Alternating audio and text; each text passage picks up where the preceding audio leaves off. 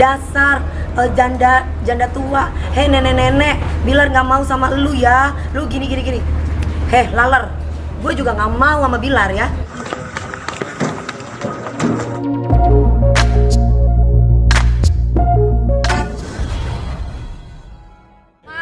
Dikit bang. Aku mau syuting Iya, ini kan dari sana. Mam, mungkin langsung aja kali ya Mami. Ya. Ini kan lagi rame kemarin Mami itu. Tidak, aku nggak enak yang gini nanti dikira pansos nih. Soalnya ada laler bilang katanya saya memang sengaja biar teman-teman begini nih. Ya. Gimana nih? Kalian tahu kan kalau saya ada teman-teman saya selalu maaf ya saya langsung buru-buru. Bener gak sih? Gimana Mam kemarin dihajar apa ya di serang? Jadi gini loh ceritanya. Saya itu kan di salah satu ini Trans TV semua ya. Saya tuh di Trans TV di pagi-pagi ambiar kemarin. Kita itu membahas tentang KDRT yang kebetulan mengundang Komnas HAM juga. Nah di sini kan banyak tuh yang berargumen dan berasumsi bahwa demi anak istri itu tidak apa-apa dan tidak masalah. Lah aku cuma meluruskan aja bahwa untuk demi anak itu alasan yang salah. Karena justru kasihan sama mental anak. Anak melihat orang tuanya berantem terus. Saya bilang begitu, berantem terus. Jadi efeknya nanti ke mental anak. Kalau kita sayang sama anak, kita harus bisa memberikan kesehatan untuk anak. Itu sebenarnya bukan karena demi anak, sebenarnya demi papahnya. Tiba-tiba sayanya itu langsung IG saya itu diserang. Saya awalnya masih diem. Oh, gak masalah. Besoknya lagi saya di pagi-pagi ambiar lagi ngebahas itu lagi, laler itu lagi. Saya bilang sama teman-teman kreatif, bosen saya, bisa nggak yang lain? Nggak, soalnya gini. Ya udah oke. Mau nggak mau kan aku melaksanakan tugas aku. Dihajar lagi. Saya tuh saya dibilang mandul, saya dibilang pantes ditinggal sama 3 laki-laki, soalnya mandul sih. Terus yang ketiga saya dibilang tukang kawin, saya dibilang janda tua, terus saya dibilang apalagi ya, ini murahan, saya dibilang kayak gitu.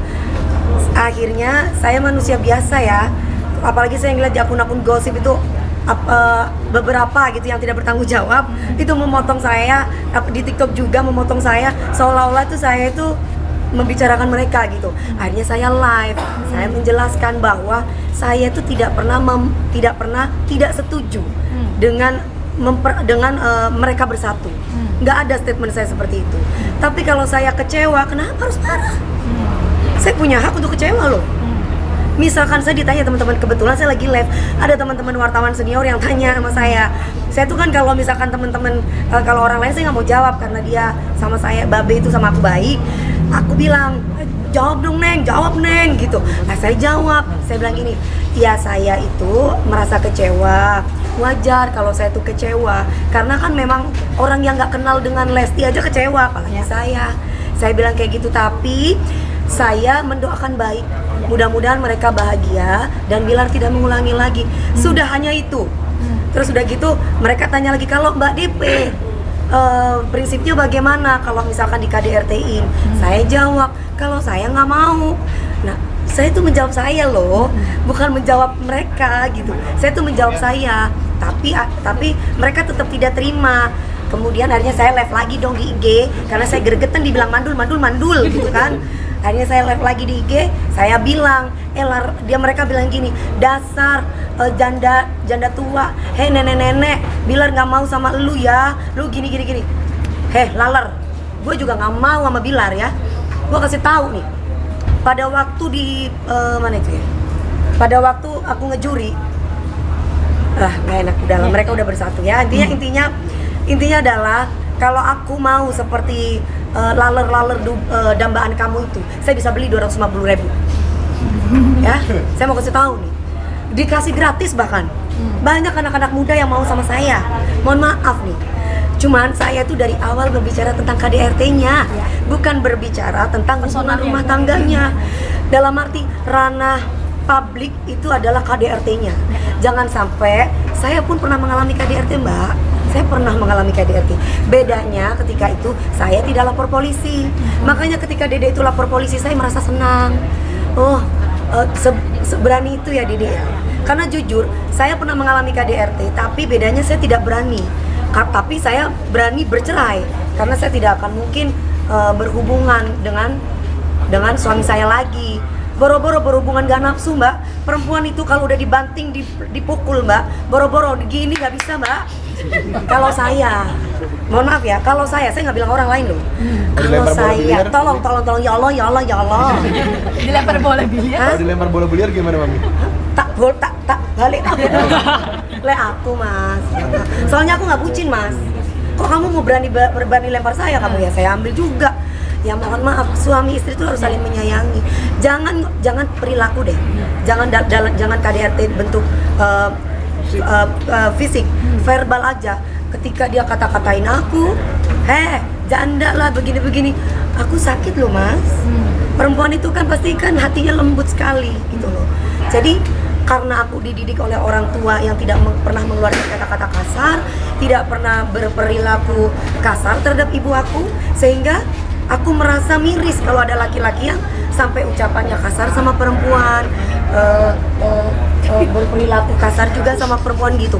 Jadi tolong digarisbawahi buat para laler-laler, saya tuh berbicara mengenai ranah publik, yaitu KDRT. Kalau masalah ranah privacy itu rumah tangga, saya nggak bicara tentang rumah tangga lalermu, itu enggak. Bakal laporin nggak, Mam? Artinya Saya sudah simpan beberapa akun-akun, Mbak. Sudah saya simpan. Dia ngatain saya mandul. Harus ada bukti otentik dari kedokteran mengatakan bahwa saya mandul. Itu satu. Saya pernah keguguran loh sama suami pertama. Tapi saya tidak bisa menceritakan hal itu.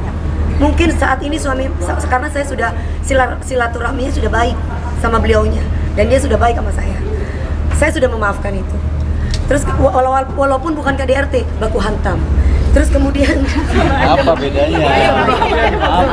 Sofian. cuma bedanya saya nggak lapor polisi, tapi saya cerai ya, karena saya nggak bisa itu. Kedua, saya diselingkuhi sama suami saya, sama mantan suami saya. Jadi kalau ada yang mau tukang kawin, saya tuh kurang sabar bagaimana? Diselingkuhi, di KDRT-in, dirampok duitnya. Saya nggak minta cerai loh, nggak digugat sama saya. Coba jejak digital, ada nggak saya duluan menggugat suami saya? Katanya kan perempuan sabar nggak boleh menggugat dulu. Nah, Mam, katanya juga. tapi saya juga nggak mau jadi perempuan jihad mati di tangan suami ya. Mau tuh bilang mindalik. Saya dibilang begini, DP, ya saya kasih tahu kamu ya, DP katanya. Mohon maaf ya sayang, saya mohon maaf nih, ini ucapan dari orang tersebut dan saya masih simpan kata-kata dari akun tersebut. Si L ini perempuan soleha. Dia ini ketika mati pun di tangan suaminya, itu termasuk jihad. Itu salah. Ajaran agama dari mana? Sedangkan saya Islam. Islam tidak mengajarkan kekerasan. Nah, di sini kondisinya adalah kalau saya balik lagi misalkan saya dihajar sama suami saya terus katanya itu jihad, tolong dong tanyakan sama yang katanya jihad itu kalau memang langsung masuk surga. Tolong, bener nggak itu memang masuk surga? Baru saya mau dibogemin sama lagi saya. Ya. tapi ngeliatnya bakalan masih